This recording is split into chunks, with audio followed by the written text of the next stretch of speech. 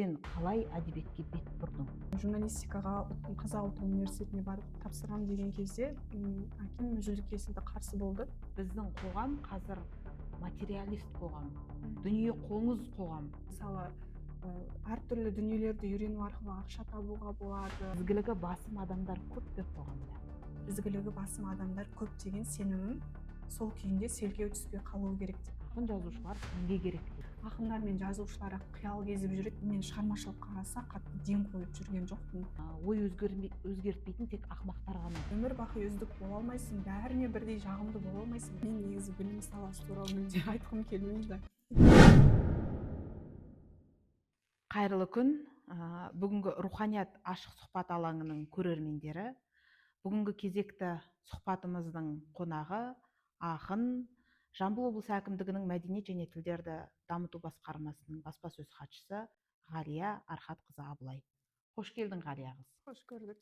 Шақырғандарыңызға рахмет. Бізге қонақ болып келгеніңе рахмет. Енді біздің руханият ашық сұхбат алаңы бұл жерде тақырып айтып тұрғандай, енді ауқымды дүние ғой. Дегенмен уақыттың да өз сұрауы бар. Сондықтан да бүгінгі сұхбат алаңымыздың тақырыбын әдебиет төңірегіне, әдебиеттегі қыздар тақырыбына арнағым келіп отыр. Енді жалпы оның себебі де бар. Ертеңгі күні алдымыздағы апта өзі тақырыптың барлығы әйелдер тақырыбына арналмақ. Сондықтан да бұл сұхбаттың тақырыбы сол бағытқа қарай бұрылса да заңдылық шығар деп ойлаймын. Енді жалпы мынадан бастағым кеп тұр.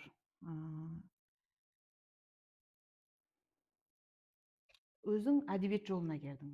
Жалпы әдебиеттен тысқары адам емессің. Қолыңда әдебиетші деген кәдімгі кәсіби маманның құжаты да бар. Сенің замандастарыңның арасында әдебиетке екінің бірі бет бұрып келе бермейді. Бұрындары енді шыны керек әдебиет дегенде тіпті қойшының да қонышында бір кітап, бір әдеби журнал жүретін. Қай жерде жүрсе де әдебиет оқып, көңілін сол әдебиетпен басатын.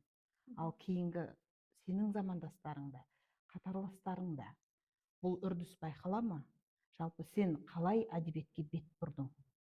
Осыдан бастасақ. Негізі кіріспе сұраққа өте жақсы сұрақ екен.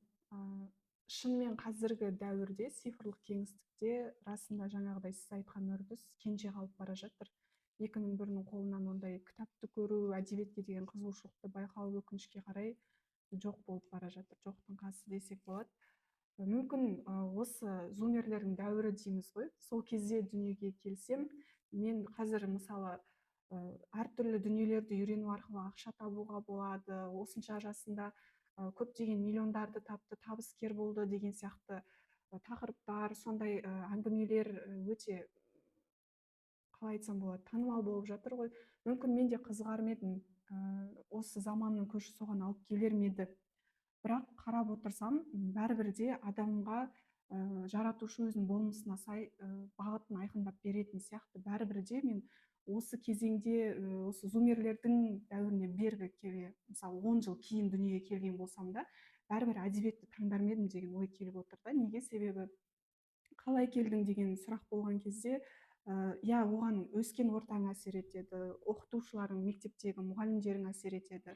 Десе де өзіңнің жүрегіңде сол әдебиетке, оқуға, жазуға деген махаббат болмаса, ол бәрібір бекер. Негізі үйде біздің болды, кітапқа деген қызығушылықты ашатындай жағдай болды. Әпкелерім, өзімнің ата-анам, үйде кітап көп тұрды деген сияқты. Содан оны көріп өскеннен кейін жастайыңнан бәрібір қызығасың, ашып қарайсың деген сияқты. Оның әсері біріншіден. Одан кейін мектепте қазақ тілі әдебиеті пәнінен берген ұстазым өте білімді, сауатты кісі болды.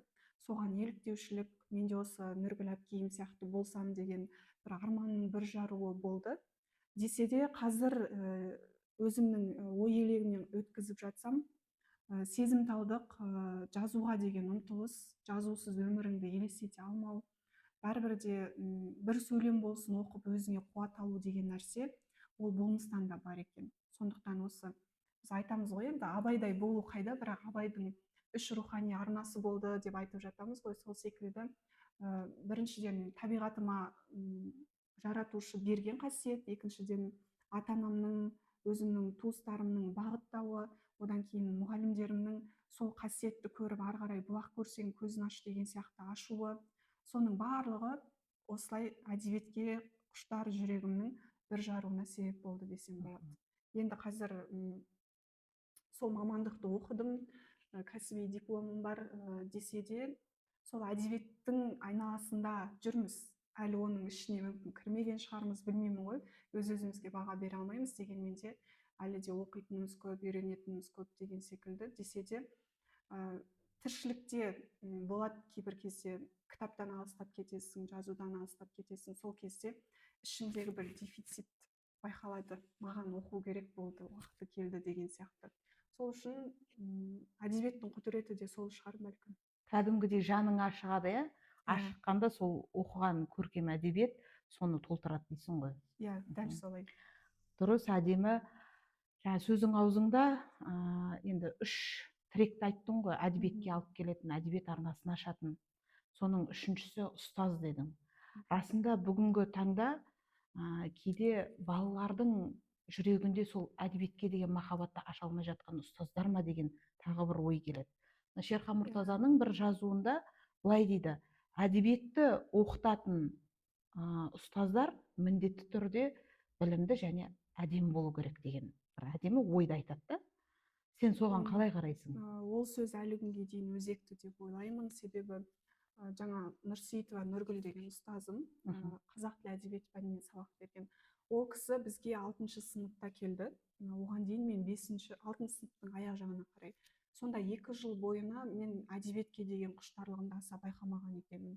Енді барлық сабаққа үлгерімім жақсы болғаннан кейін тарихқа да, биологияға да деген секілді әр пәнге қарай жүгіру болды. Дегенмен сол ұстазым келгеннен кейін шығарма жазғым келеді, өлең жазғым келеді, оқығым келеді деген ұмтылыстар көп болды ғой.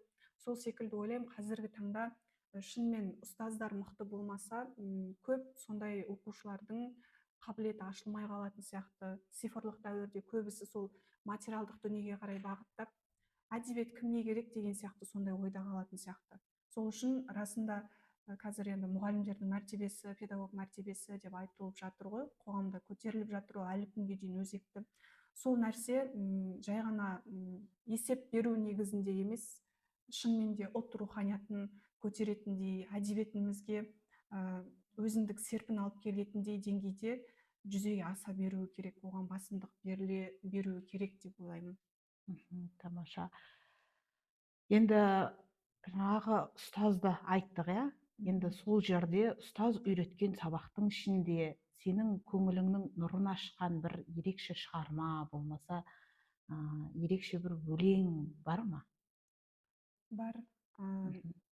Негізі кейін келе қатарластарыммен сұхбаттасамыз ғой, сөйлесеміз, сол кезде қарап отырсам, мен студент кезде оқу керек, едәуір есейген кезде оқу керек шығармаларды мектеп кезінде оқыдым негізінен. Мысалы, махаббат қызық мол жылдарды, Шерхан Мұртазаның Ай мен Айшасын, Қызыл жебесін университет қабырғасына келген кезде енді оқып жатқан қатарластарым болды. Бірақ оның барлығын оқушы кезде біз оқыдық. Енді толыққанды түсініп, деталына талдап тастамасақ та, ол шығарманың бетін ашып, соңына дейін оқып шықтық, хабарымыз бар деген секілді. Сол 10 сыныпта облыстық Шерхан Мұртаза оқуларына қатысасың деп баптады ұстазым. Сол кезде Қызыл жебе роман эпопеясының 5 кітабын қысқа уақыттың ішінде оқып шыққан болатынмын. Жата жастанып оқыдым. Үй шаруасына да ешқандай көңіл бөлмедім. Ата-анам оқысын, осы қыз барсын, қатыссын деп жағдайымды жасады. Сол кезде мен сол әлемде өмір сүрдім. Ана кітап болады ғой, бір кітапты сен ашқан кезде басқа адам боласың, оны оқып бітіргеннен кейін басқа адамға айналасың деген секілді. Шынымен сондай әсер қалдырды ол шығарма әлі күнге дейін. Шерхан Мұртазаның Қызыл жебесі десе, тұрар әлеміне сүңгіп кеткім келеді. Соның болмысы әлі күнге дейін мені тәнті етеді. Тағы да қайталап оқу ойымда бар ол шығарманы. Жалпы тәнті еткенде сені тәрбиелеп, бір қалай айтсақ, әрбір оқылған әдебиет сенің мүсініңді пішімдеуші, жан дүниеңнің мүсінін пішімдеуші деп айтатын болсақ, бірінші алған үлгі сол тұрардың бейнесі болып тұр ғой. Иә, ол жерде енді өзіңе сол бір тұлғаның бейнесі арқылы қазақ халқының қиян кескі дәуірдегі бастан өткерген әртүрлі жағдайларын да келтіреді ғой автор. 30 жыл енді осы шығарманы жазуға ғұмырын арнаған. Шынымен де ол жерде көп детальдар бар, көп кейіпкердің басынан өткізген тағдырды халықтың тағдырымен байланыстыру бар деген секілді. Сол жерде халқың үшін жаның ауыру, өзіңнің патриоттық сезіміңнің оянуы, мен осылай халқыма қызмет еткім келеді деген бір өзіндік мақсаттың пайда болуы, соның барлығы сол шығарманың ішінде жатыр. Тағы да қайталап оқығым келеді дейтін себебім, айтады ғой, шығарманы сен қай жаста оқисың, сол жасқа қарай ол өзгеріп отырады, түрленіп отырады деп. Мен оны мысалы оқушы көзімен қараған болсам, енді 25 жастан асып кемелдену шағына қарай бет бұрған адам ретінде ол шығарманы тағы оқып, бәлкім байқамай қалған тұстарды тағы байқай түссем деген бір сондай ниет бар. Тамаша, енді бұл ойыңды одан әрмен жалғағым келеді. Осыдан 3 жыл бұрын Жансусар бағдарламасында бір сұхбат берген екенсің. Соны да көре отырдық. Енді адамдардың жалпы ойының өзгеруі де бұл табиғи заңдылық қой. Ой өзгертпейтін тек ақымақтар ғана дейді. Иә, рас. Расында. Осы жерде сенің ойың қаншалықты өзгергенін байқағым келеді. Мына жерде Жансусарда былай деген екенсің: қазақ әдебиетінде қыздардың қалам алғанына біртүрлі қарайтын адамдар бар деген екенсің. Сол кезден бергі ойың өзгерді ме? Жалпы қалам ұстаған қыздарға деген пейіл өзгерді ме қоғамда? Ойым өзгермеді десем өтірік болар еді. Өзгерді. Себебі ол кезде расында сәл 2-3 жыл бұрынғы ой ғой. Балаң әлі көп нәрсені дұрыс түсіне алмайтын, бер жағын ғана көретін деген секілді.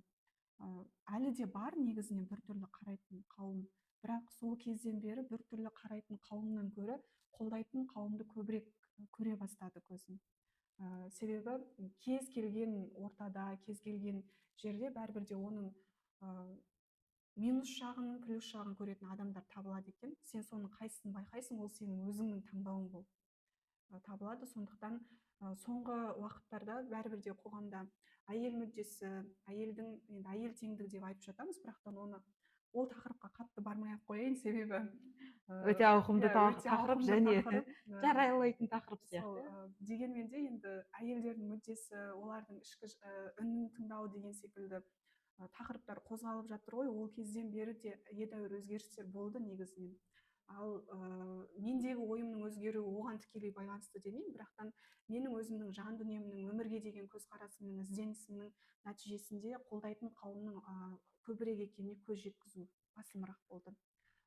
Былайша айтқан кезде, жамандықтан гөрі жақсылықты көбірек көру ол сенің ішкі жан дүниеңнің айнасы секілді да. Сондықтан мені қолдайтын адамдарды көбірек көре бастадым. Мені ғана емес, жалпы осы әдебиетте жүрген қыздар қауымына деген сыйластықпен қарайтын жандардың көп екенін көріп, қазір өте қуаныштымын негізінен. Дұрыс ортамды таптым дейсің ғой. Бәлкім солай. Ол да рас шығар. Шын мәнісінде кейде біздер алтынды кәдімгі тастардың арасында жатса, оны көрмейміз да, білмейміз да, елемейміз да. Алтынды тек өзінің зергері ғана танып біліп, аршып, одан керемет бір бұйым жасайды. Яғни өзінің ортасына келген кезде ғана ол өз бағасын, нақ бағасын қоғамнан алады.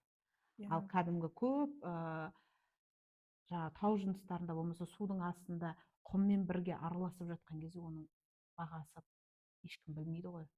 Сол сияқты ма? Сол қоса кетейінші, мәселен, мүмкін ол кезде мен әлі шынымен жастау болдым, андай агрессия басым болды ма, білмеймін ғой. Қазір айтатын болсам, мысалы, мен енді өзімді толыққанды өзінің қазіргі дәуірдің тілімен айтқанда прайм эрама келдім деп айта алмаймын. Бірақ сонда да ұжым арасында, жалпы менің ортамда бұл шығармашылықтың адамы, оны аялап ұстау керек, оның сезімдерін, қиялдарын құрметтеу керек деген секілді дүниелер көп та. Соны көрген кезде шынымен іштей менде қуаныш сезімі оянады. демек қолдайды, сенің шығармашылығыңның ары қарай жанданғанын қалайды, мен жазу керекпін деген сияқты ой тұрады. Бірақ мен шығармашылықтың адамымын, мен еркемін, маған кез келген еркелік болады деген дәндайсу жоқ қой. Жоқ, еркелік деген ол естіру емес қой. Негізінен мен өзімнің дәл осы шығармашылық болмысыма келген кезде өзімді қатты тұсаулап ұстайды екенмін. Сондықтан ішімде тұншығып жатқан дүниелер әлі көп та, себебі басымдығымды көбінесе өзімнің жұмысыма беремін. Осы жұмыс қандай болу керек, былайша айтқан кезде мен жауаптымын деген сияқты дүние тұрады да, шығармашылығым кейін қалып жатыр әлі күнге дейін. Соған жанашырлықпен айтатындар бар, керісінше сен жазу керексің, сен жазудың адамысың, ол жұмыс бітпейді деген секілді. Бірақ шынымен естіру деген, мен шығармашылықтың адамымын деп ойыңа келгенде істеп кету негізі жоқ екен. Мен өзім негізі ондайға қарсы адаммын табиғатымнан, себебі сондай адамдар шығармашылық адамдарына деген дұрыс емес көзқарасты қалыптастырады қоғамда. Содан дұрыс емес ойлар пайда болады деген секілді. Ол да рас. Бауыржан атамыздың сөзімен айтқанда, тәртіпке бас иген құл болмайды дейсіз ғой. Енді шығармашылыққа байланысты жаңа мына бір тағы да Шер ағаның сөзі ойыма оралып тұр. Күнделігінде былай жазған екен, қызмет жазушылықтың жауы деп. Сонымен үндес келетін сияқты кейде. Бұл тым аса жауапкершіліктің әсері ма? Иә, себебі бала кезде бізге санамызға не құйылады, біз сонымен ары қарай өмір сүреді екенбіз. Синдром отличника деген қасиет бар ғой, өте қатты дамыған. Мен бірінші болу керекпін, мен жақсы оқу керекпін, мен мықты болу керекпін. Ол енді ата ананың тарапынан оқы, бірінші бол, үздік бол деген нәрсе ғой. Мүмкін 25 жасқа дейін мен сол ата анам сол кезде бала кезде қойған талаптармен өмір сүрдім да, 25 жастан кейін өзімнің таңдауыма қарай ойысып жатқан сияқтымын. Бірақ ол енді кіріспесі, былайша айтқанда. Бұрын қатты жауапкершілікті алып алатын болсам, қазір мен шығармашылығыма да көңіл бөлу керекпін, баланс ұстау керекпін. Сен өмір бақи үздік бола алмайсың, бәріне бірдей жағымды бола алмайсың, бәріне ұнау мүмкін емес деген сияқты тұжырымдарға келіп жатырмын. Рас. Бірақ жаңағы ата анаңның гиперответственность деп қазір айтамыз ғой, аса жауапкершілік синдромын балаға енгізу, яғни бала кезден еңбекке баулу, білімге баулуы, меніңше миллениалдардың тілімен айтқан кезде, болмаса зумерлардың тілімен айтқан кезде база ғой. Иә. Ол болмаса, өзің сөзіңнің басында айтқанда әдебиетке де келмес пе едің. Рас, себебі енді біздің ата анамыз да өмірінде бірінші рет ата ана болып жатыр ғой, олар бізге жамандық ойламайды, жақсы болсын деген ниетпен солай бізді тәрбиеледі. Енді ары қарай өзімізді қалыптастыру, соның ортасын табу, ол өзіміздің жауапкершілігімізде. Енді қайтадан жаңағы 3 жыл бұрынғы сұхбатқа оралайық. Сол кезде бір шығармашылығыңа байланысты, шығармашылығыңның тақырыптарына байланысты бір мынандай жауап берген екенсің. Өлеңдеріңнің тақырыбы негізінен адам психологиясы, адалдық, сезім, сенім деген екенсің. Қазірше бүгінгі жазар тақырыптарың қалай өзгерді? Енді аса өзгере қойды демеймін, себебі шындығын айтайын, жаңағыдай айтқандай, мен шығармашылыққа аса қатты ден қойып жүрген жоқпын. Осы соңғы оқиғалар әсер етіп жатқан шығар, соңғы жылдардағы жағдайлар, мен жазу керек, жұмыс өмірі бітпейді деген сияқты. Енді жұмысқа қатты көңіл бөліп жібердім деп айттым ғой, сол секілді. Енді 50-50 қылып қарай алу керекпін деген сондай ұстанымға келе жатырмын. Дегенмен аса қатты өзгерген жоқ, алдағы уақытта да аса қатты өзгереді деп ойламаймын, себебі әлем әдебиетіне қарайтын болсақ та, мысалы Бальзактың ақындық позициясы ол 200-лік болды, Шекспирдікі, қателеспеймін. Ал Бальзактікі сол ақшаның күші адамды күйретуші күшке алып келеді деген секілді, сол дүниені адамзаттың санасына дән етіп еккісі келді ғой. Сол секілді мен де ары қарай осы адалдықты, мейірімділікті өзімнің шығармаларыма арқау етіп, сәл де болсын адамдардың санасына әсер еткім келеді. Себебі қазір бұл қоғамда өте өзекті деп ойлаймын. Ол мысалы Абайдың дәуірінде өзекті болған нәрсе әлі күнге дейін өзекті ғой. Сол секілді адалдық, мейірімділік, ол адам болып келдің, өмірге адам болып кету керексің деген сияқты негізгі ұстанымның бір бөлшегі болып қалады да. Сен адал болмасаң, адамдық атың қайда қалды, сен мейірімді болмасаң, адамдығың қайда қалды деген секілді дүние ғой. Сондықтан әлі де соны жазуым керек, оны әлі мен толыққанды бере алмадым деп ойлаймын шығармашылығымда. Енді осы жерде тағы да бір ойды қоса кеткім келіп тұр. Мұқағали Мақатаевтың бір сөзі бар екен, поэзия махаббатпен басталып парасатпен тәмамдалады деп. Сол бір парасат деңгейін өзгелерге ұқтыра алатын деңгейге жетуіңе шын жүректен тілектеспін осы ретте. Енді мына жерде тағы өзіңнің өлеңдеріңе сенім аксиомасы деген өлеңің бар екен. Сол жерде өйткені адам Алланың шығармасы, ізгілігі басым бойындағы деген екенсің. Ізгілігі басым адамдар көп пе қоғамда? Көп дегенге сенгім келеді. Осылай жауап бергенім дұрыс шығар, себебі таразылай алмайсың. Көп деп те аз деп те айта алмайсың, бірақ жаңа айттым ғой, бір нәрсеге қараған кезде оның жақсысын көру немесе жаманын көру ол сенің таңдауың деген секілді. Сол үшін ізгілігі басым адамдардың көп екендігіне сенгім келеді. Себебі өлеңімде де сенім аксиомасы деп тұр ғой. Неге аксиома? Ол ешқандай дәлелдеуді қажет етпейді. Ал менің сенімім де ештеңені дәлелдеуді қажет етпеу керек. Демек, ізгілігі басым адамдар көп деген сенімім сол күйінде селкеу түспей қалуы керек деген ой. Сенім аса құдіретті күш.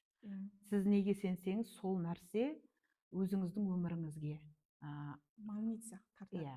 Келеді. Яғни сіздің алдыңыздан жолығатын әрбір ізгі адамды сол ішкі, өзіңіз атап өткендей, ішкі жан дүниеңіздің күйіне байланысты. Енді тағы бір өлеңіңізге мына бір сұрақты қойғым келіп тұр. Адалдықтан бәріміз дәмеліміз, тамған күні бір тамшы көзімізден. Бұл сөзбен не айтқыңыз келді? Енді көп көзге күліп жүргенмен жасырын жылайтындар көп деп айтады ғой. Расында мен ойлаймын, сырт көзге андай тас болып, мүсін болып жүретін адамның да жүрегі бар. Ол тек көз жасын сыртқа көрсетпеуі мүмкін, жасырын жылауы мүмкін. Сол кезде оның ішкі жан дүниесі ақтарылған кезде бәрібір жылап бір босап алады ғой адам. Сол кезде бір жақсылыққа деген сенім, адалдыққа деген сенім адамның жүрегінде бір жарады. Себебі ол жылаған кезде оның жаны тазарады. Ал жаны таза адам, жаңа мен айтқандай, жақсылықты көруге ұмтылып тұрады менің ойымша. Енді бұл менің пайым парасатым. Мен бұл дәл осы өлең жолдарын сенен сұрағым келген, өйткені мен былай түсіндім да, қоғамда біздер көп жағдайда адалдыққа тек белгілі бір кездерде ғана жүгініп, жан айқайымызды ұшырып жатамыз. Яғни өзімізге қажетті кезде ғана адалдыққа бет бұрамыз. Сонда ғана көзімізден тамшы тамып, жаңағы өзімізге қатысты болса ғана адалдықты іздейді екенбіз деген бір ой болды. Ол да бар. Кімнің сөзі ұмытып тұрмын. Біз өзімізге келгенде адвокат, біз басқаларға келгенде прокурормыз дейді ғой. Тура сондай дүние тұр бір жағынан. Енді бұл сұрақты қойғаным, қазір қоғамда әлеуметтік желіде құрмет челленджі деген жолданды. Біраз енді түп астары өте керемет дүние екен. Бір-біріңді құрметтеу, бір-біріңді сыйлау. Жалпы қазіргі қоғамның адамдарында эгоизм басым болып кеткен жоқ па? Соны тоқтату үшін жасалған әрекет пе бұл? Негізі өкініштісі, материалдық дүниеге қарай көп ауытқыған қоғамда құлдырау болады ғой. Сондай қасиеттерде құлдырау болып жатқаннан кейін осындай идеология жүзеге асырылып жатқан шығар. Соның бір жемісі шығар деп ойлаймын. Адамның бойынан адамгершілік қасиеттерді жоғалтпау үшін, соны есіне салу үшін жасалған әрекет, Енді аюға намазды үйреткен таяқ дейді. Бұны өз еркімен ешкім жасамауы мүмкін, бірақ осылай міндеттеп қойған кезде оны жасаған 10 адамның екеуі болсын ойлануы мүмкін деген сияқты ой ғой. Бейне роликтер арқылы біреусі болса да көрген кезде жүрегінде әйтеуір бір сәт алдынан келеді, сол кезде осындай болып еді, осы нәрсені жасасам ба деген дүние ғой. Сол себеп қазір енді әлеуметтік желінің заманы ғой, бәрібір одан әрі жасанды интеллектке кетіп бара жатырмыз. Оның болашағы тіпті қорқынышты деп айтып жатады, білмейміз енді. Енді бізде мынандай нәрсе бар да, мемлекет басшысы жасанды интеллектіні қолдады деп айтады. Бірақ мен жолдауында мына сөзді оқыдым. біз заманнан кері кете алмаймыз. Заманыңа қарай ілесіп жасанды интеллект келіп қойды, бізде амал жоқ, тек қана біз соны игеруіміз керек деген ақпаратты мен өзіме қабылдадым. Енді бізде керісінше кейде насихатта жалма жан жасанды интеллектіні мемлекет басшысы қолдады екен деп басқаша алып келіп жатқан тұстар болады. Мысалы мұғалімдерге, иә, мұғалімдерде көп нәрсені оңтайландыру қажет. Мысалы бұл экономика бағытында жасанды интеллект пайдалануға болады, басқа тұрғыда. Бірақ білім саласында жасанды интеллектінің кедергісі көп болмай ма деген ой келмей ма сізге? Руханияттың құлдыратуына алып келетін. Мен негізі білім саласы туралы мүлде айтқым келмейді. Себебі ол жақта енді ренжіп қалар. Айтатын нәрсе көп та, негізінен қарның ашатын тұстар. Бірақ енді өзің сол салада жүріп, соның жүгін арқалап сезініп жүрмегеннен кейін, одан да өздерінің ісімен айналысып жүрген адамдарға қалдырайын деген ой келеді екен. Бірақтан біздегі білім жүйесі шынымен ақсап тұр ғой. Сол үшін көп нәрсені айтқым келмейді. Енді қайта білім жүйесіне кетіп қалып жатқаным, енді өкінішке орай бізде тағы да әдебиет тақырыбына келеміз ғой. Әдебиетті қыспаққа алу деген сияқты нәрсе маған сезіледі. Өйткені балалардың әдебиеттен шеттетілу. Бұрындары біздің кезеңде оқытқан оқу құралдарында бір жылдың өзінде 40 авторды, 100-ге жуық әдеби көркем шығарманы оқып білетінбіз. Енді сөздің шыны керек, 30 баланың барлығы оны игермесе де, жоқ дегенде ана оқыған авторлардың түрін көріп, атын жаттап алатын. Екі алатын баланың өзі сондай еді. Қазір өкінішке орай мен сол әдеби құралдарды көрмеймін балалардан. Мен өзім, осы кешіріңіз сөзіңізді бөлдім, осы жүйенің салдарынан ұстаздықтан бас тартқан адаммын. Негізі мен мамандығым қазақ тілі әдебиеті пәнінің мұғалімі. Біз енді педагогикалық университетте оқығаннан кейін бізде ұстаздарымыз өте жақсы болды, практикаға баратынбыз, мектепте өзіміздің бағымызды сынап көретінбіз. Сол кезде енді өзімді асыра мақтағаным емес, бірақ менен жақсы мұғалім шығатынын сезіндім. Оқушылармен, балалармен жұмыс жасаған кезде олардың энергетикасы таза ғой, былайша айтқан кезде, содан ләззат алу. Бірақ қағазбастылық, сосын қазақ тілі әдебиеті пәніне келген кезде қыспаққа алу, сіз айтқандай сағаттарды қысқарту. Одан кейін неге біздің балалар қазір қазақ тілінің грамматикасын үйренбейді? Неге білмеймін, басқа бір жүйені алып келіп қойған? Мәселен, мен осы 4-ші курста практикада жүрген кезде 9-шы сыныптың балалары, оларға біз мүлде басқа нәрсені үйретіп жатырмыз қазақ тілі сабағында. Қызыл кітапқа енген жануарлар, соның мағынасын талда деген секілді. Сосын маған қызық болды, синтаксистік талдау, морфологиялық талдау, сөйлем құрылымын талдау. Соған кішкене уақыт бөлек деген кезде олардың бейхабар екенін, аудиторияның 80%-ы ондай қазақ тілінің грамматикасынан бейхабар екенін білген кезде мен жаным ауырды.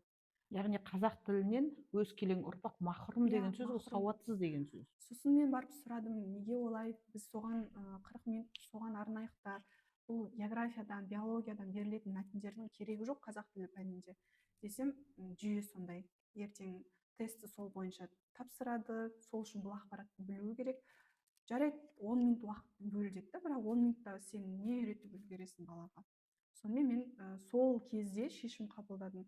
Егер жүйе осындай болатын болса, мен мұғалім бола алмаймын онда деген секілді. Сол үшін өкінішке қарай қыспақ бар әдебиетке, қазақ тіліне келген кезде, енді оны білмейміз ғой неге ондай болып жатқанын. Бұл әдебиетке жасалған қыспақ бірінші кезекте меніңше ұлттың руханиятына жасалған қыспақ сияқты. Енді жаңа өзің айтып жатсың, сондай қыспақтың бар болғанынан мен мұғалім болудан бас тарттым деп. Өкінішке орай, енді мен сенен шамамен 10 жас үлкенмін. 10 жыл бұрын дәл сол кезеңнен өттім. Яғни мен де дәл солай мұғалімдіктен бас тарттым, өкінішке орай.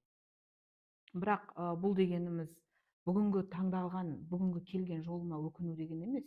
Қайта керісінше, мүмкін сол нәрсені көре тұра өзіміздің нақ жолымызды іздеп келген шығармыз. Енді өйткені мен оны айтып отқаным, бала кезгі арман адамның алдында үлкен жолдарды, үлкен мүмкіндіктерді ашады ғой. Өзімнің бір жазбаларымды тауып алдым. Сонда 7-ші сыныпта оқып жүрген кездегі мен не армандадым? Мен журналист боламын деп армандадым. Бірақ мен өз арманымнан өкінішке орай бас тарттым да, өйткені журналистік жолдың соқпағы үлкен екен. Иә. Ол соқпақты арқалап жүре аламын ба? Менің оған мінезім жете ме, тәжірибем жете ме? Болмаса, қалай айтсам, былай айтқан кезде тағы да мына нәрсе келді менің алдымда. Қыз баласысың ғой деген. Осы нәрсе көп қой қоғамда. Сізде де сол нәрсе болды ма? Иә, мен журналистикаға Қазақ ұлттық университетіне барып тапсырамын деген кезде әкем жүлді қарсы болды. Мұғалім боласың, қыз баласысың, ертең тұрмыс құрғанда қалай болады деген секілді. Сосын амалсыздан осы педагогикалық университетке құжат тапсырдым. Бірақ орманға қарап ұлып тұрады дейді ғой, қасқырды қанша асырасаң да. Осы таразда жүріп телеарнаға бару, газетке өзіңнің жазған дүниелеріңді беру деген сияқты дүниелер тоқтатпадым, сондай қадамдарды. Соны көріп ата-анам дәлелдедім ғой, былайша айтқан кезде өзімнің журналистика деген махаббатымды. Сөйтіп айналып келгенде қолыма диплом алғаннан кейін жаңағыдай жағдайлар бар, соның барлығын түсіндіріп айтқаннан кейін бір жағынан ата-анама мені көгілдір экраннан көрген ұнап қалды ма, өзің біл деді, өз таңдауың деді. Сонымен осы ақпарат саласына келдім. Былайша айтқан кезде бәрібір де адам өзінің ішкі арманы, балалық арманы оған тыныштық бермейді екен. Сол үшін қуаныштымын негізі. Енді осы жерде бір айта кететін тағы да жай, жалпы әдебиетті, мұғалімдік мамандықты игерген әрбір азамат, азаматша универсал маман деп айтып келеді. Өйткені кез келген саланы қиналмай игеріп кетеді. Әсіресе тәжірибесі бар болса. Мен ата-анама негізі алғыс айтамын. Сол кезде журналистиканы оқығаннан гөрі осы педагогиканы оқығаным шынымен жақсы болған.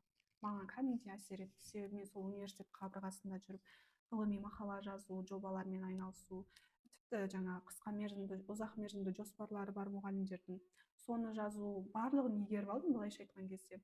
Ал ақпарат саласына келген кезде тәжірибем болмаса да сол университетте жүріп үйренген дүниелер кәдеге асты былайша айтқанда. Сол үшін шынымен әмбебаптықты бізге үйретті ғой осы мамандық. Дәл педагогикалық мамандықтардың бір ерекшелігі, енді әр қалада әртүрлі шығар, бірақ негізгі енді оқу базасы бірдей деп ойлаймын. Педагогикалық институттар ол кезде, қазір енді бір факультет, бір бөлім, үлкен жоғары оқу орнының бөлігі болып қалды ғой, өкінішке орай. Сол жерде міндетті түрде оқытылатын пәннің бірі ол психология және педагогика болады. Яғни адамның жанын ұғу, түсінуді үйретті педагогикалық мамандықта. Енді осы жерде бізде бір психологиядан керемет бір ұстаз болды. Сол кісі бірінші келген кезде таныстыру сәті ғой мұғаліммен, сонда айтты: сіздер әрқайсыңыз әр жақтан келдіңіздер, әрқайсыңыздың өздеріңіздің кішкентай ғана багажыңыз бар, яғни чемоданчик. Сіз жаңа айттыңыз ғой, мектептен қызыл жебені мектептен оқып келдім. Менде әдебиеттен біраз багаж болды. Барлығын ішіне терең бойлап ұқпасам да, мен кішкене өзімнің білімімді жоғары оқу орнына алып келдім де, сол дүниені ары қарай тереңдеттім дейді. Ең бастысы бұл жерде жаңағы абайдың түсіндіріп кеткені, сіз өзіңіздің багажыңызды қаншалықты деңгейде үлкейттіңіз жоғары оқу орнында. Мынандай қызық болды. Университеттеміз, сіз айтқандай, бәрі жан жақтан келген, бір мектептің мен деген оқушысы, енді ішкі мені болады ғой әркімнің. Сөйтіп аудиторияға келеді оқытушыларымыз, сөйтіп сұрайды: кім не оқыды, ұлпанды кім оқыды, абай жолын кім оқыды? Ана жерде мен оқыдым деп отырасың ғой, енді мақтан тұтып та оқығаныңды. Бір 30 бала болса, соның бір 3-еуі ғана оқыған болып шығады, 4-еуі әр шығармаға қатысты әртүрлі. Сонымен тұр дейді, оқыпсың, жарайды, шығарманың мына кейіпкері мына жағдайда мынаған не деді деген кезде өшесің ғой былайша айтқанда. Үн-түнсіз ұялып жерге қарайсың. Сонымен демек сен оқымағансың, отыр дейді. Сөйтіп бізге университеттегі оқытушыларымыз шығарманы жай ғана судыратып оқуды емес, оның астарынан мән іздеуді, әрбір детальда бір мағына бар екенін түсінуді, соны іздеуді үйретті. Былайша айтқан кезде оқушы кезде қалыптасқан багаждың ауқымы артты, сосын қалай айтсам болады, түсі өзгерді ғой былайша айтқанда. Мысалы фольклортану деген пән болды, ол жерде бізге Жазира Антуалиева сабақ берген болатын. О, Иә, жақсы таныс кісі. ол кісі мысалы айтатын, фольклор, иә, қазақтың халық ауыз әдебиеті, одан бәрінің хабарың бар, бірақ сен бір аптада Абай жолының бір шығарманың бір томын оқып келесің дейтін. Сол кезде біздің ол кісілерге деген құрметіміз, әдебиетке деген махаббатымыз соншалықты, біз автобуста отырып оқитынбыз ғой. Сол кезде бүйтіп, енді бізде Жапониядағыдай ондай кітап оқу мәдениеті бәрібір қалыптаспаған ғой. Біртүрлі қарайды да, соншалықты оқымысты қылып көрсеткісі келіп отыр ма өзін деген сияқты. Бірақ біздің ана жердегі мақсатымыз, біз мына кітапты бітіру керекпіз қалайда. Сосын біздің группамыз өте сондай ізденімпаз болды, менің қатарластарым. Анау оқып бітіріп қоятын болды, мен одан бірінші бітіру керекпін деген сияқты сондай жарыс формасын, бәсекелестікті біздің ортамызға лақтырып жіберген кезде, біз шынымен де сөйтіп жүріп, бір аптаның ішінде үлкен шығармаларды оқып тастағанымыз, оны оқып қана қоймай, енді бізден ана жерін сұрайды, анау анаған не деді деп айтады деп өз арамызда талқылап алып, сондай шығарманы дұрыс игеруге қарай бағыт бағдар берді. Тек оқытып қана қойған жоқ, тоқытып Иә, та санаңа сіңдіріп одан жіберді бөлек ғой. Рахат Саламатова апайымыз абайтанудан Абайдың өлеңдерін талдатқызатын кәдімгідей, оның астарында не бар деп. Сол кезде айтып отырсам, сен сөйлеп отырсың, бірақ ойланып отырған жоқсың деп айтатын. Сонымен сөйлеген кезде де ойланып барып сөйлеуді үйрендік деген сияқты сондай дағдыларды қалыптастырды. Әлі күнге дейін санамда тұрады, сол абайтану сабағында не айтылды, Абайдың өлеңін осындай талдап едік қой деген сияқты. Сондықтан мен шынымен осы педагогикалық университеттегі ұстаздарыма да өте ризамын. Сейсекгүл Исматова апайымыз жасын бірлестігінде біздің қолымызға қалам алып, өзімізді ақын сезінуімізге өз үлесін қосты. Шынымен мықты болды біздің ұстаздарымыз.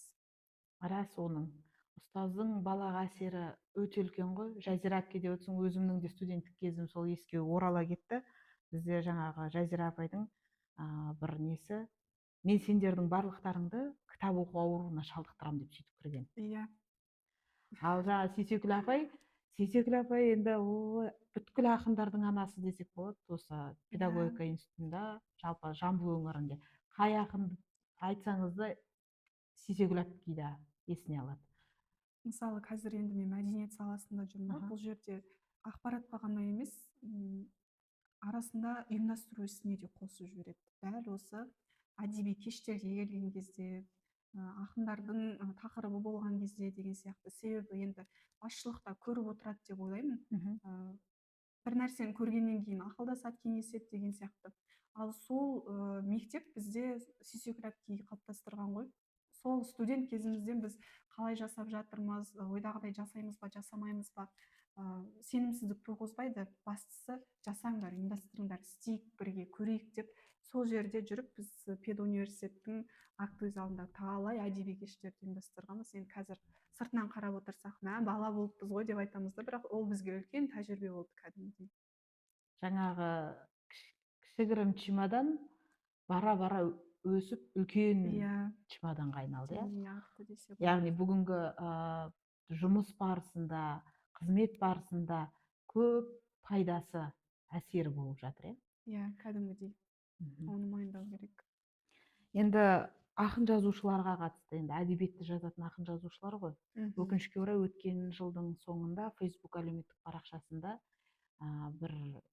біраз ақын жазушыға біз тыққандай бір ақпарат емес, пікір жарияланды. Назия Жоямерген деген кісінікі. Есіңізге түсті ма? Иә. Ақын жазушылар кімге керек деген. Жалпы бұл бойынша пікіріңіз қалай? Былай дейді да, ақын жазушылар кімге керек? Жазушыларға үй салсын, жазушыларға үйтсін, сөйтсін, бүйтсін, ақындарға баспана берілсін, ақындарға тегін кітап шығарып берсін. Неге, не үшін? Жазушы ақынның басқа мамандықтардан қандай артықшылығы бар дейді? Мен бұл пікірге келіспеймін. Дәл осы әдебиеттің айналасында жүрген адамдар секілді мен тек қана әдебиеттің айналасында жүрген адам ретінде емес, жалпы қарапайым адам ретінде де мен бұл пікірге келіспеймін. Неге? Себебі қазір онсыз да айтып отырмыз ғой, материалдық дүниеге көп басымдық берілген дәуір, бәрі тек табыс табуды, ақшаның артынан кетуді көздеп жатыр. Енді иә, ол сананы тұрмыс билеп жатыр ғой, былайша айтқан кезде ол заманның талабы, оған да жоқ демейміз, керек емес демейміз, бірақ дәл сол секілді біз әдебиетімізді, руханиятымызды да лақтырып жібере алмаймыз. Себебі әдебиет, мәдениет ол халықтың түп тамыры десек, тамырсыз ағаш болмайды, тамырсыз гүл болмайды. Оның тамырын қопарып керек емес деп лақтырып тастасақ, ол жапырағы жайқалмайды ғой, былайша айтқан кезде.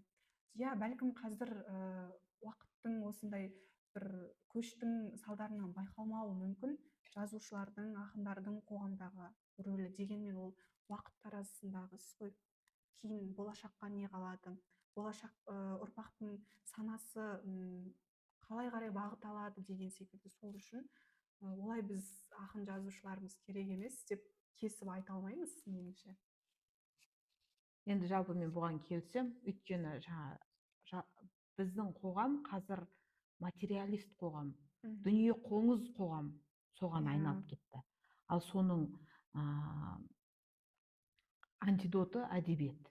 Яғни бірақ бізге бүгінгі заманды сипаттайтын үлкен кәдімгі классикалық шығармалар қажет сияқты, жетпей тұратын сияқты. Әлі күнге дейін, енді бұл менің ғана пікірім емес, біраз жерде айтылып жүрген нәрсе ғой, әлі күнге дейін совет үкіметі кезеңіндегі шығармаларды оқимыз дейді да. Бірақ сол совет үкіметі кезеңінде жазылған шығармалардың барлығы совет идеологиясын арқалады ма? Иә, одан кейін сол кездегі адамдардың психологиясы, мысалы соғыстан зардап шеккен адамның психологиясы бәрібір де енді аса сәйкес келе қоймайды ғой. Шынымен қазіргі дәуірді сипаттайтын классикалық дүниелер бізге өте керек.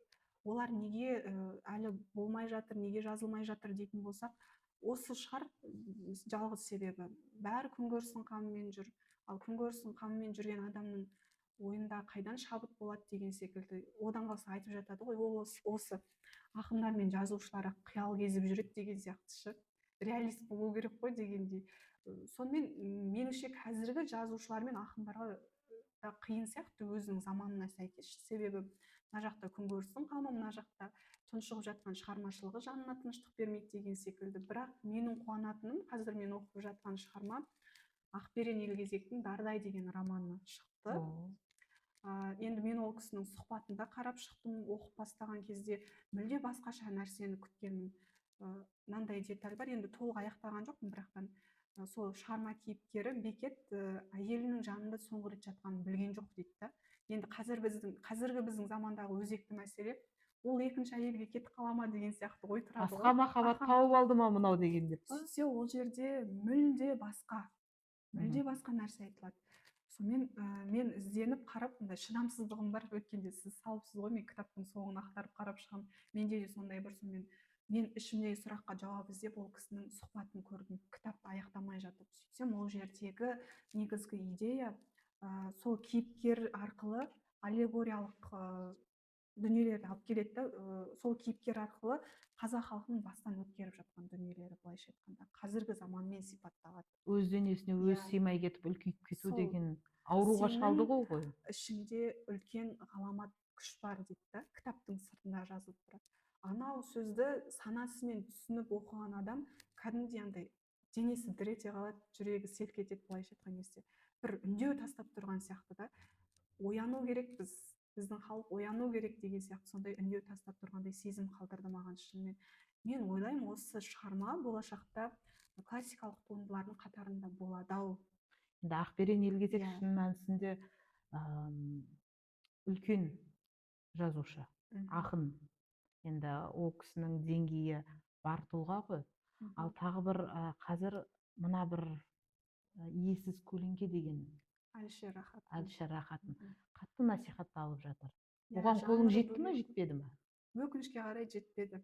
Бірақ қатарластарымның жаңа инстаграмнан, әлеуметтік желілерінен көріп оқуым керек деп сондай мақсат қойдым, бірақ қарбалас тіршіліктен мүмкін. Бірақ Дардайдан кейін өтпей қалатын сияқты. Білмеймін, мен Дардайдың өзін айтып отырмын ғой, сол университет кезде бізге қалыптастырды ғой, түсініп оқиыншы, сіңіріп оқиыншы деген оймен 1 ай болды. Үйге де арқалап барамын, жұмысқа да арқалап келемін, түсінбей қалған жерлерімді қайталап оқимын. Солай енді. Ақберен ағаның салған кодтарын шешуге тырысып Иә, жатырмын десеңші. себебі біз мысалы кеңестік дәуір кезеңіндегі әдебиетті оқыған кезде сол кездегі ұлттық кодты табуға бізді бейімдеді ғой мұғалімдеріміз, ұстаздарымыз университетте. Себебі ол кезде көп нәрсені ашып жазуға болмайды деген сияқты дүниелер бар. Енді қазір де сондай ұлттық код демейміз, бірақ айтылуға болмайтын дүниелерді іздеуге болатын сияқты сондай шығармалардың ішіне. Себебі сандар арқылы берген ол кісі өзінің сұхбатында айтып жатыр ғой, сонымен қайтадан айналып келу болып жатыр да менде. Сонда нені айтқысы келді, қандай сан еді деген секілді. Оның жұмбағының шешімі неде деп та? Иә. Енді абыл мен қабыл соның сәл жеңілдеу формасы шығар деп ойлаймын. Енді Дардайды мен әлі оқыған жоқпын, қолыма тиген жоқ. Алла қаласа сенің айтқаныңнан кейін міндетті түрде оқимын деп ойлаймын. Сіз соны оқыңыз, мен Иесіз көлеңкені оқиын. Ай, оқысаң оқисың ау, бірақ ол туралы енді пікір айтпай ақ қояйын, бірақ маған дәл қатты өтпеді. Әлішер Рахаттың бұған дейін Махаббатым констант, параллель романдарын оқып жүрдік қой. Енді ол жаңа сіз айтқандай махаббатпен басталып парасатпен аяқталады деген секілді. Мүмкін осы Иесіз көлеңке жаңа махаббаттан былай кетіп парасатқа қарай бет бұрған бір қадамы ма деп ойладым енді. Солай жорамалдап қойдым. Мүмкін. Бірақ неге өтпеді деген кезде бірінші кезекте мынандай нәрсе болды да. Мүмкін ол менің өзімнің ішкі күйіме қарай шығар. Шығарманың бастапқысында әйтеуір психологиялық бір ауытқу болмаса да бір қысымға, ішкі тревожность дейді ғой, гипертревожный адамның әңгімесі болып басталады да. Ол нәрсе енді онша көңіліме қонған жоқ, мен оны ары қарай оқып қалаған жоқпын. Былай бірден біраз парағын өткеріп тастадым. Мынау не деп мылжыңдап отыр деген сияқты кәдімгідей ашуланасың да ана кейіпкермен сөйлесіп. Бұл жанр бөлек қой негізі, иә, Иә. әдеттегі жанр. Мүмкін Тұңғыш. Демек, оны көп оқырман қабылдай алмауы мүмкін. Ол заңдылық шығар, былайша айтқанда. Мен түсіне алмай жатқаным, енді біраз адам жыладым деген нәрсені айтқан кезде мен сол нәрсені түсіне алмайтын болдым. Шыны керек, мен өзім қанша енді шығармалардың ішінде, бірақ шығармаға қатты бір күйзеліп, жылап, өзімнің бойымнан өткеріп, бір күйініш сезімі бірақ шығармадағы болған екен. Ол Баққожа Мұқайдың Өмірзай аясында. Соңында жаңағы басты кейіпкер мұратына жетпей өліп қалады ғой. Сол кезде бір жан дүнием деген түршігіп кетті. Қорлықпен өлді.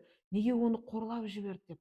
Сол кезде біразға дейін кәдімгі өз-өзіме келе алмай жүрдім да, кейін барып қазірдің өзінде сол оралып қайтып келіп қалам сол жердегі сұрақтарға.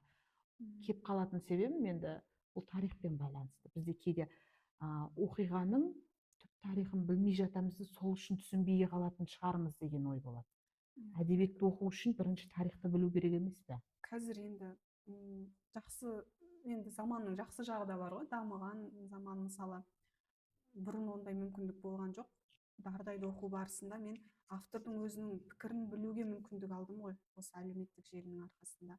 Сол секілді автордың да сондай пікірлері туралы көрген пайдалырақ екен. Соны түсіндім осы жолы. Енді кішкене уақытты шектейік. Енді басында әдебиет туралы бастаймыз дедік, бірақ әдебиетте қыздарды айтамыз дедік те, қыздар туралы тақырып тағы да шектеліп қалған сияқты болды. Енді осындай әдебиеттегі өзіңнің көңіліңдегі шығармаларын оқитын қыздарды атап өтсең. Енді оған ары қарай тереңдемесек те, ең жоқ дегенде осы мереке аясында сол қыздарымыздың есімін елдің есіне салып қойсақ қалай болады? Мен негізі Жадыра Байбұланованың өлеңдерін өте көп оқимын. Одан бұрын, мысалы, мүшәйраларға қатысатын болсақ, бір өзінің патриоттық сезіміңді ояту керек, сол күйге ену керек деген кезде, марқұм Күләш апамыз көзі тірісінде өзінің 5 томдық кітабын қолыма ұстатып сыйлап кеткен. Сол кітап сөремде тұр, сол кітапты аламын да кез келген бетін ашып оқи беремін. Күләш Ахметова апайымыздың өлеңдерінен әйтеуір әрі ашқан сайын, әрі оқыған сайын бір жаңалық болады да өзіме. Одан кейін бертін келе сол жастардың арасында Жадыра Байбұланованың өлеңдері бір менің жаныммен үндес сияқты көрініп тұрады. Сосын біздің өңірден тағы да Арайлы Жақсылық, мен онымен көп сырласамын өлеңге қатысты, өзімнің ішкі күйіме қатысты, көбінесе оқы жаз деп қамшылайтын да сол кезде айтамын, менің ішімде бір түсініксіз нәрсе болып жатыр, мен жазғым келеді, бірақ жаза алмай жатырмын деген кезде өзінің пікірлерін айтады. Енді қазір ол прозаға да бет бұрып жазып жүргендері бар, соны жібереді, бір-бірімізбен бөлісіп отырамыз. Өзімнің өлеңдерімді жіберген кезде пікірін айтады, сенде кішкене өсу бар екен деген секілді. Осы үш қызды ерекше атап өтер едім, менің өміріме ықпалы бар деп. Енді Арайлы Жақсылық ол құрбы құрдас ретінде тікелей тілдесіп әсер ететін болса, Жадыра Байбұланованың өлеңдері менің жаныммен үндес секілді, ал Күләш апаның өлеңдері тілдесіп тұратын сияқты бәрібір де. Енді осы жерде келсем, Күләш апай енді бәрібір мәңгілік классик деп айтамыз ғой. Иә. Жалпы тарих деген ірі елек қой. Оның елегінен майда тастың бәрі түсіп қалады екен, тек ірілері, бағалылары қалады екен. Сол сияқты ең бір бағалы құнды жақұтымыз деп айтсам да қателеспеспін. Өйткені сен жаңа айтып отқан 5 томдығы бар, жалпы қай кітабын алсаң да өзіңнің жан дүниең бір нәрсені қалап алабұртып тұрған сәтте Күләш апаның өлеңін ашып қалсаң, саған мотиватор болып шыға келеді ғой. Иә. Көз тірісінде де солай болды, бәрібір әруақты керемет кісі. Тура мынандай әсер қалдыра алатын жалғыз ақын қыз шығар деп ойлаймын мен үшін қазіргі таңда. Мен ол кісінің өлеңдерін оқимын, дауыстап тұрып оқимын, соңында жылап қалатын кездерім болады. Осы 2-3 күн бұрын мүшәйраға қатысам деген кезде өзімде бір күй болды да, мен сол күйге енейін, ақынның аурасына келейін, себебі күнделікті тіршілікте мен қызметкер деген рөлде жүремін ғой. Содан былай ақындыққа келу, соны сезіну үшін сондай өлеңдер оқу керек болады. Сол кезде оқып отырдым да, соңында жылап қалдым. Сонымен сезімталдығым оянды, ақынмын деген бір түйсігім оянды. Солай әсер қалдырды. Керемет. Енді бұл тізімге тағы да мен де өзімнің 1-2 оқитын ақынымды қосқым келіп отыр. Ол Асылзат Арыстанбек деген ақын апамыз. Енді оның өлеңдері кішкене батылырақ қой. Бірақ менің жаныма жақынырақ. Және Толқын Қабылша. Оның да өлеңдері нәзіктігімен және дәлдігімен көңілімде ерекше орын алатын жайлары бар. Сосын Баян Бекетова деген апамыз көп аталмайды. Ол кісі де үлкен жас шамасындағы кісі, бірақ өлеңдері менің жаныма тағы да жақын болып келеді.